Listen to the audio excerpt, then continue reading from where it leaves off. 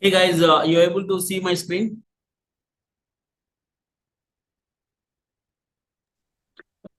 Okay.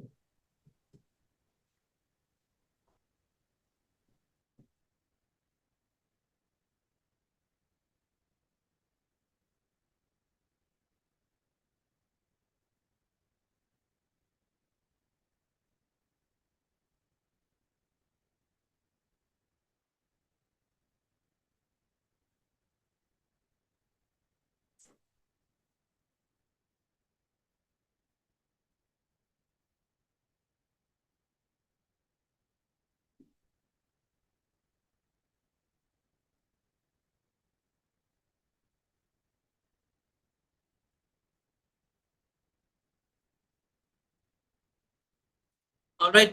Today we will look into theory about databases on GCP. Okay. Uh, we will look into Cloud SQL, Cloud Spanner, and couple of databases. First of all, we'll understand solutions for structured data on GCP. Okay. So what are the solutions? There are a couple of solutions. One solution is called as Cloud SQL. Another solution is called as Cloud Spanner. Now, the concepts that we will learn is something called as OLTP, overlap, and we'll understand what is RTO and RPO. We'll understand difference between vertical scaling and horizontal scaling, availability and durability. These are the couple of things that we need to understand once we are speaking about some data. Okay. Now, first of all, let us understand what is OLTP and what is OLAP. OLTP stands for Online Transaction Processing. OLTP stands for Online Transaction Processing. OLAP stands for Online Analytical Processing. Okay. OLTP stands for Transactional Processing. OLIP stands for Online Analytical Processing. So now let us first of all understand difference between these two. Let us say we have a database. Let us say we have a database. Now, what does database will have? Database will have multiple entries. Okay. Let's say if I want to log into some website like let's say google.com or gmail.com. As soon as I log in, it will come and verify my username and password. So this transaction, how much time it will take? Let's say it is going to take 1 millisecond. Okay, it's a very small transaction. It happens in a very millisecond. Now let's say millions of transactions happening. This database is able to efficiently serve all the millions of transactions because the transactions are very small and it happens very less time. Let's say Gmail wants to give one special offer. What is that? Whoever is there, every day if somebody is sending 10 emails, okay, they want to give 1 GB storage free. Now, how many consumers will be there? Gmail, millions of them, right? Now we have to see every day how many emails they are sending it. So now let's say, where should I run that? From where I get that information? I'll get that information from the database. Now this query, whatever you're going to run, is that going to be small or big? That's going to be very big. For every customer, they have to check every day records. So now if database is busy doing it, if somebody is trying to log in, will it allow to log in? It will not allow to log in. So that means I want a different system for analytics. I want a different system for analytics. Whatever this database is there, which is doing this work, it is okay for us.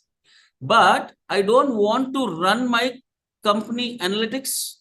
That means I don't want to analyze my data using this database. Database is only for end users. This database, I want to create separately. This database, I usually call it as data warehouse. Now, whatever data that comes here, I'll put in this data warehouse. So in this data warehouse, I will run OLAP operation. That means all the data that I require to give 1 GB data to customers free who are using or sending 5 emails per day, right? I will run that query here, not here. This is for my business operations, which are transaction operations. This is for my analytical store. I want to run all the queries to analyze data in this analytical store. So now we have two different stores. So this is OLTP, this is OLAP. Okay, they'll definitely ask in interviews what is the difference between a OLTP and a OLAP. So now we have two different types of systems. One is OLTP, one is OLAP. Correct. So now I'll give you one more example. Let's say, okay, OLAP and OLTP. Now I'll give you one more example. There's PhonePe, right? Okay, now if you want to transfer money from your account to your friend account, is that a very huge transaction or a small transaction? Well, maximum will take around 1 millisecond or 2 milliseconds. As soon as you give password, it will show your balance. As soon as you send, it will send within maximum 2-3 seconds. Now let's say PhonePe wants to know how many customers are paying electricity bill using PhonePe. Is it a big query or not? Yeah. So now if I run that big analytical query on OLTP, if I'm trying to send my money to my friend, it will not go through because there's a big query that is running on, which is consuming all my resources. But OLAP, it is not consuming any resources. OLTP is made for business. I want to run all the analytical queries on OLTP so that my business queries are effectively run on OLTP. Okay, these are the two systems that we have to build. Okay, one is called as OLTP, one is called as OLAP. Okay, clear? Okay.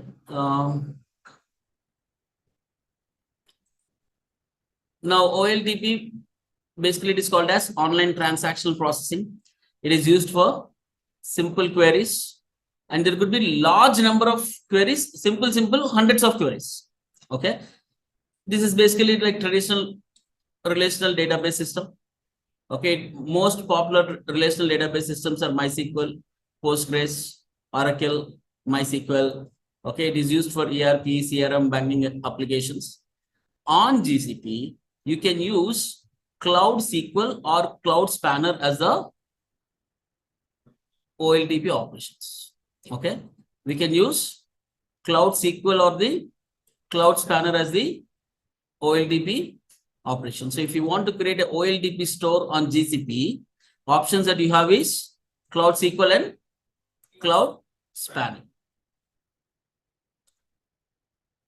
Okay, so before you guys came, I just told we are going to discuss about OLTP, OLAP, RTO, RPO, vertical scaling, horizontal scaling, and availability and durability. These are the things that we are going to learn. So now we understood difference between OLTP and OLAP. Now, if OLTP is this, what is OLAP? OLAP is online analytical processing unit. Basically,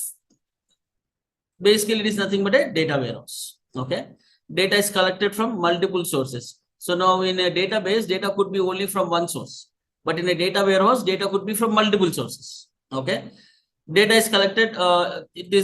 We basically write complex queries, and it is used for data analysis. Google Cloud BigQuery is petabyte data warehouse. Data warehouse is in petabytes.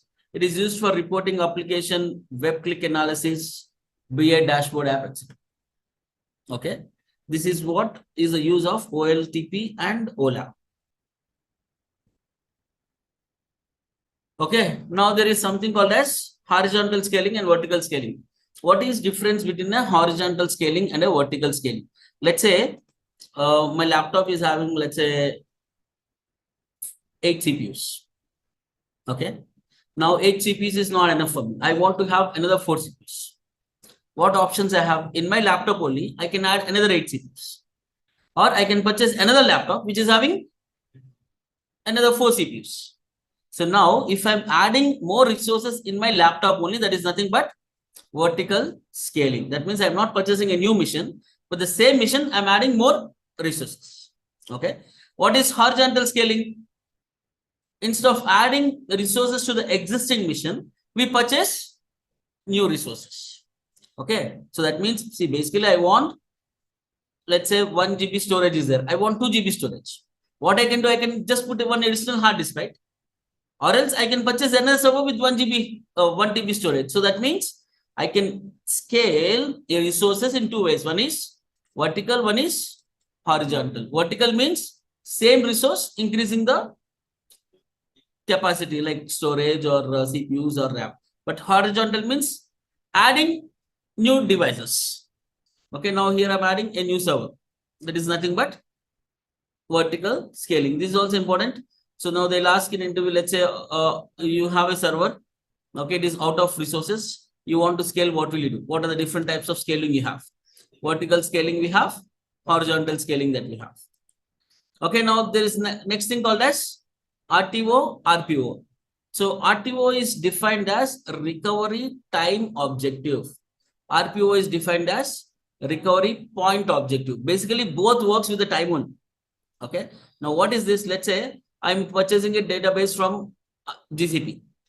Database lost. Now, what data will be there once we recover? That will be defined with SLAs called as RPO and RTO. Okay. Let's say I purchase a database from GCP. What data is there? 1, 2, 3. What is the time? Let's say 3:22. This is the data I have. Now this database lost. What GCP is saying us? GCP is saying us 99.99% availability, right? Now let's say I recovered this database. Now what data I should get? How will we define? So that is defined in terms of RTO and RPO. What is basically recovery point objective? Now let's say if your database goes down at 3:22, we will give you data which is there till 3:21. Okay. That means what is my RPO?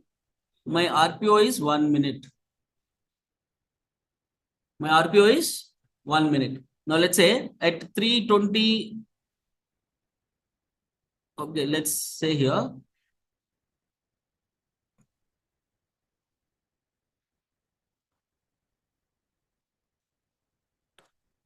Okay, 1 to 1. This is at 3:21. Okay, 1 to, let's say another 1 2 3 is there. Okay, this is at 3:22. Now database lost at 3:22. Now what data will be available? Whatever data is there up to 3:21, that is available. So that is a SLA that GCP gives us. That means if I'm saying RPO is 1 minute, that means whenever your database is lost, whatever data that came before 1 minute, it will be available for us to access the data. That 1 minute data, it is gone. So that is accepted by both the parties. That is called as RPO. Now what is RTO? Now this database is gone, no? Now a new database has to come up. How much time that new database will come? If I say RTO is 5 minutes, that means the new database is available within 5 minutes. With what data? With the data which is till 3:21. That means this database should be available with us. Now this is an SLA that we'll have with GCP. How will we measure that SLAs? With the help of RTO and RPO. RTO is recovery time objective. RPO is recovery point objective. Is that clear? Both the terms. RPO is what data is available. Okay. RTO is within how much time the database would be available for us to use. So both RPO and RTO is measured in terms of time only. Okay. One is called as recovery point objective. Second one is called as recovery time objective. Okay, you see here, RTO is recovery time objective. Maximum time for which system can be down. Okay. Let's say if it is coming up in 2 minutes, that means the system can be down within only 2 minutes. If the system is for 5 minutes, the system can only be up to 5 minutes. So that is whatever SLA that we define. What is RPO, recovery point objective? Maximum time for which organization can tolerate data loss. I told you that 1 second, 1 minute. So that we upfront this is decided. Okay. So maximum time for which organization can tolerate data loss. Okay. Now, if I go here, what is that? We understood what is OLTP. We understood what is OLAP. We understood what is RTO. We understood what is RPO. We understood vertical scaling, horizontal scaling. Now, availability and durability. What is the meaning of durability? Long lasting. If you lose data means business is down. No business afford to lose data. How healthy and resilient your data is, object storage provider measure durability in terms of 99. So it is like 99.9 times the data is durable. That means once in 10 years out of 10,000 files, there will be chance of once in 10,000 years out of 10,000 files, there's a chance of one file going down. That is the durability that we have. So now what is availability then?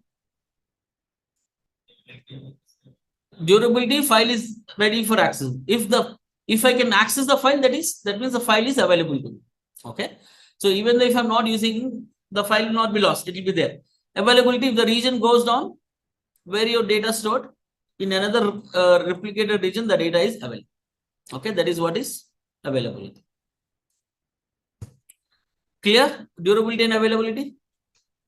Now the next one what we have is, now there are different types of database. OLTP is one kind of database. OLAP is another kind of database. There is data to store semi-structured data. So now Cloud SQL, Cloud Spanner, BigQuery. These are the three types of databases that we have to store structured data. Okay, now GCP has a lot of services, right? To store data, what are the services that are available? One is Cloud SQL, one is Cloud Spanner, one is BigQuery. Sorry, guys.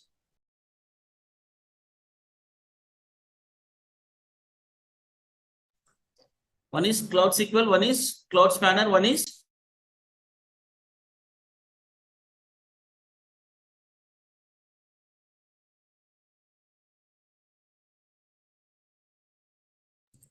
Cloud SQL, Cloud Spanner, and BigQuery. So semi-structured data, to store semi-structured data, GCP has resources like Bigtable, data store, memory store. So this whole week we'll be working, whole week or next couple of 10 days, we'll be working on this Cloud Spanner, Cloud SQL, Bigtable, data store, and memory store. These are the different options that we have. Okay. Now let us discuss about, now let us understand a little bit more about Cloud SQL. So now what is this Cloud SQL? So now we can also create database. I can purchase a server and I can create a database. I can take a license from SQL Server or MySQL, something. I can put a database, right? What is the use that, or what is the benefit that I'll get if I use database on GCP, which is Cloud SQL? Let's say I created my own server. On the server, I have installed database. Now, what if this server goes down? Who has to take care of it? I only have to take care of it, no? Every day I have to take a backup of this. Okay. If there is any migration, I have to do the migration. Okay. Now, let's say there are a lot of read requests coming for this database. Millions of read requests are coming. Is one enough for me? I have to create another one. I have to create MySQL, install, deploy again. I have to manage this server again, right? Now, whatever things I told you, right? All these things are taken care by GCP. We don't need to worry about that. All that I need to do is that go ahead and just create a database and start working with that. So a couple of advantages. One advantage is that we don't need to do any maintenance. There is no update. If there is no update means it's not like we are not going to do any update. The updates are taken care by GCP. Okay. Backup database. Now let's say what is a backup database? So we don't need to. So if you have to basically do a backup, again you have to use some software like Tivoli server, Net Backup, etc. There are multiple servers to take backup. But with GCP, GCP takes care of the backup for you. Okay, we can schedule the backup like once in an hour, once in a day, once in 4 hours, once in a week. Okay, or else on demand, whenever I want. Let's say I want to take a backup now, I can do the backups. It's very, very easy. And database migration service, GCP also gives you a database migration service. If you want to, the migration service is called as DMS. If you want to migrate from your on-premises to GCP, you can do that. And they also give you like point in time recovery. What is point in time recovery? In case your database fails, you'll have an SLA like whatever data is there. With 1 minute before the data center is lost, you have all the data. Now you can have multiple read replicas. What is read replica? Now let's say this is my database. A lot of users. Same data, it is replicable, sir. So I create another database, and whatever data is there, same data will be there. But it only takes read request. It will not take write request. Write request will happen here only. Let's say there is some write request happen. It will immediately synchronously update this database. So whatever is there here, it will be there here also. So it is supporting only read request. So now let's say if I'm using phone bill application, every time I'm doing some balance check, is that a read operation or write operation? So there will be millions of read operations, right? So I want more databases which support read operations. Then I can just create something called as a, very simply, I can create something called as read replica. Okay, somebody was asking a question. Is that clear now? Read replica, is it clear for everybody? It only supports read operations. Okay. Now there are a couple of other advantages, like you can export the data by using Cloud Console, Google utility. Will understand those things. So basically, those are CLI APIs that with the help of them, we can export the data to the Cloud SQL database. Okay. So in short, what is Cloud SQL database?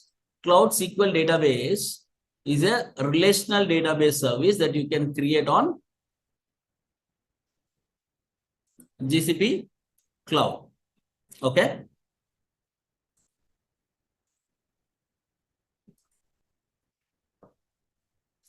So what is that? It is fully relational database service for MySQL, PostgreSQL, and SQL Server. If you want to create any of these things, you can use on GCP called as Cloud SQL. So it is also lift and shift.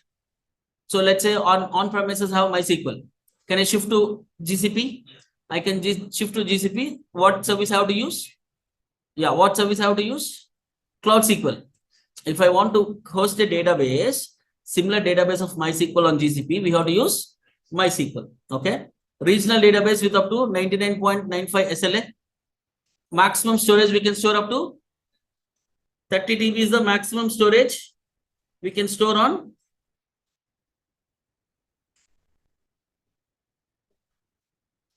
$30 is the maximum storage we can store on Cloud SQL. If it is more than that, then we have to look for a different solution. Okay. It can scale up to 96 cores, 146 GB of memory. That means approximately 4 TB of memory. Is 416 GB of memory. Okay. So now here there is no horizontal scaling. The scaling is only vertical. Okay. This is one of the problems which is solved with Cloud Spanner.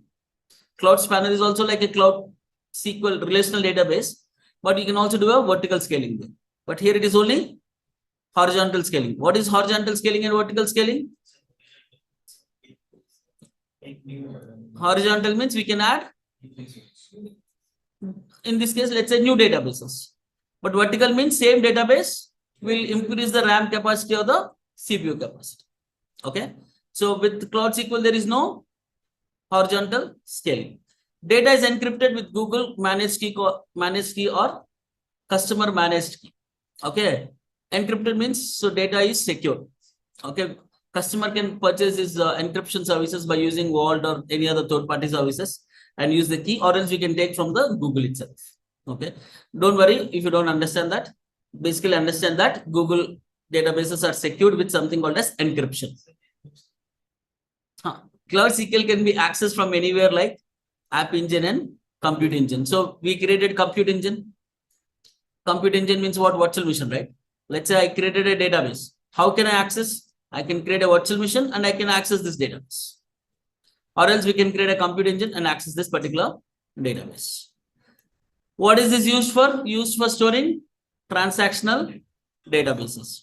Couple of examples are like e-commerce, CRM kind of applications which are back. Okay.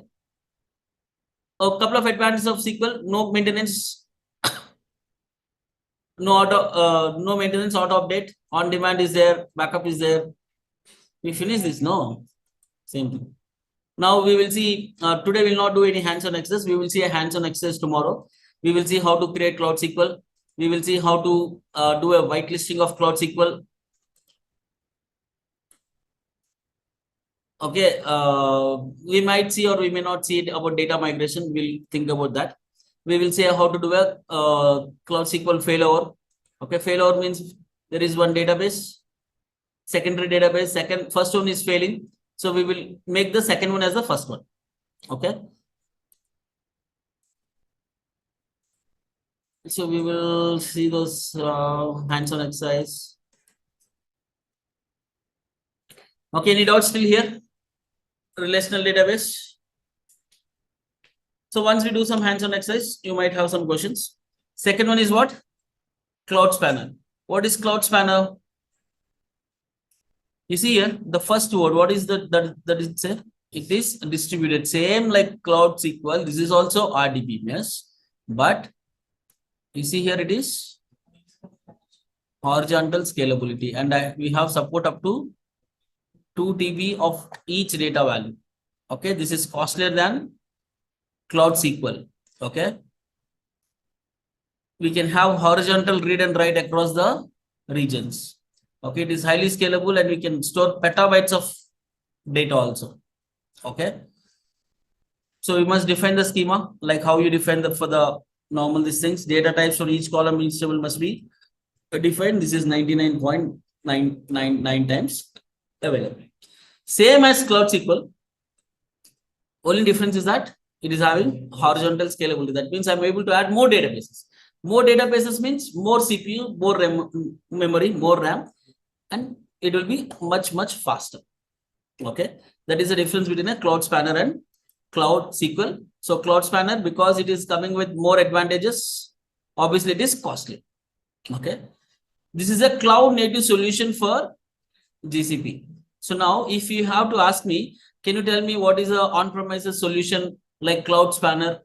There's nothing like that, because this is something only specific to GCP. Okay, lift and shift is not possible, not recommended. Why it is not possible? Because PostgreSQL is there. Without GCP also I can have PostgreSQL, right? That one I can migrate to cloud easily. But Cloud Spanner is not possible without GCP. Then how can we do a lift and shift? We'll not be able to do lift and shift. Spanner is equal to Cloud SQL plus horizontal scaling, that it is nothing but a Cloud Spanner. It can scale up to multiple petabytes. It is regional, multi-regional level instance can be created. So we understood what is data centers, regions, geo, multi-region, right? We can have one Cloud Spanner spread across multiple regions also. We can do a data export, but we cannot export data with G Cloud. Now, Cloud Console, it also works with other services like data flow, etc., etc. We'll see that later. But as of now, my expectation is that you guys should be able to understand what is a Cloud SQL, what is a Cloud Spanner. See some of the differences. Availability is high. Okay, during failover, little downtime. So this is also highly available. But if you have to compare between these two, Spanner is highly available. Scalable, horizontal, vertical. Price, costly. Compared to Spanner, it is little less. Schema, in both the schema should be there. Why? Because both of them supports relational database. Relational database means there should be schema. Okay, we will do the hands-on exercises. Some of the differences: lift and shift is possible in a closed-bed system. It is not possible here. It is used for e-commerce, CRM, max data size is 3 dB. This is horizontal scalable, low latency. That means performance is high. High scalability in terms of storage and compute. If data storage is requirement beyond TBs, then we have to use this.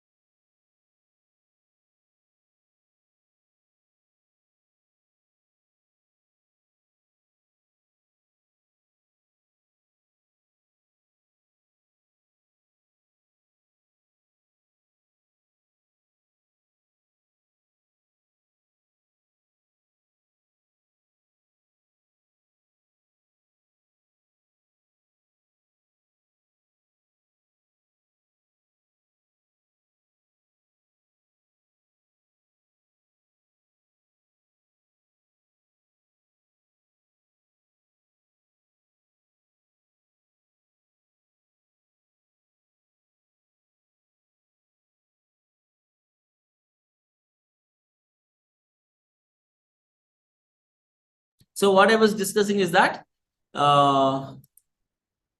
if you want to store semi-structured data or a NoSQL database, GCP has 3 services. One is called as Bigtable, second is called as Data Store, third is called as Firestore. Okay. Now there is something called as in-memory databases. That means database will be there in the memory itself. That database is called as Cloud Memory Store. There's something called as Redis, Memcached in the open source market. So here we call it as a memory store. So database would be there in the memory itself, so that it will be very, very expensive. Okay, it is fully managed in memory database, multi-seconds. So we will not go through all these things today. So we'll stop here because not much attendance here. So we will do the hands-on exercise of Cloud SQL, Cloud Spanner.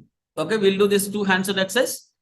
After that, in 2 days, we'll try to finish Bigtable. What is that? Firestore. One more. Data Store. Data Store, Firestore, and Bigtable. We'll try to cover it this week, and we'll do a memory store as well. Okay, we'll try to finish these 4 topics this week. Next week, we'll see BigQuery.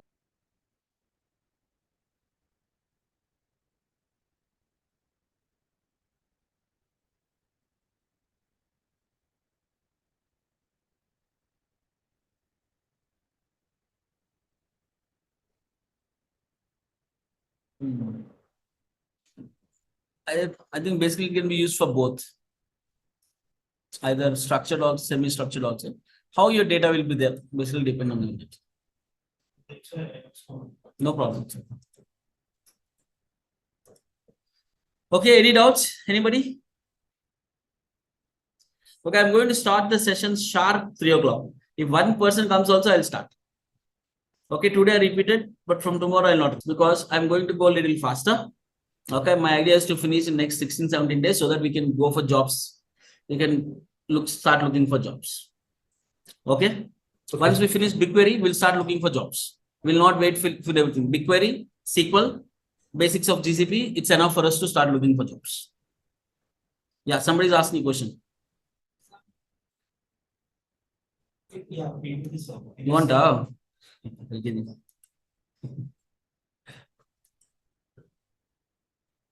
okay, see you guys tomorrow. Take